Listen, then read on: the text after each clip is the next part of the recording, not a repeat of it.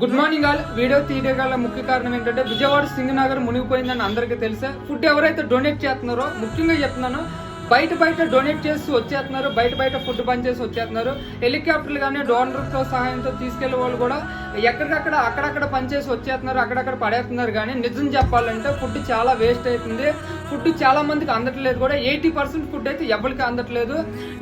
మా ఫ్రెండ్స్ ఉన్నారు, డైరెక్ట్ నాకు కాల్ చేసి అరే మాకు ఫుడ్ అందట్లేదు, లోపలికి పంపించరా, లోపలికి ఎవరికైనా చెప్పండి అంటే మనకు తెలిసిన వాళ్ళు కూడా కొంతమంది ఉన్నారు, వాళ్ళు కూడా లోపలికి వెళ్ళి సహాయం చేస్తలేదు.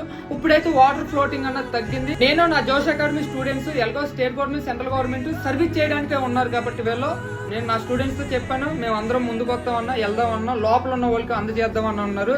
మీలో విజయవాడ లోకల్ వాళ్ళు ఎవరైతే ఉన్నారో ఫుడ్ తీసుకొని అక్కడికి వచ్చి ఫుడ్ తీసుకొని అది లోపలికి వెళ్ళి అందజేస్తారని నేను మనస్ఫూర్తిగా కోరుకున్నా. ఈ వీడియో తీయడానికి ముఖ్య ఉద్దేశం ఫుడ్ లాస్ట్ లో ఉన్న వాళ్ళకి, మధ్యలో ఉన్న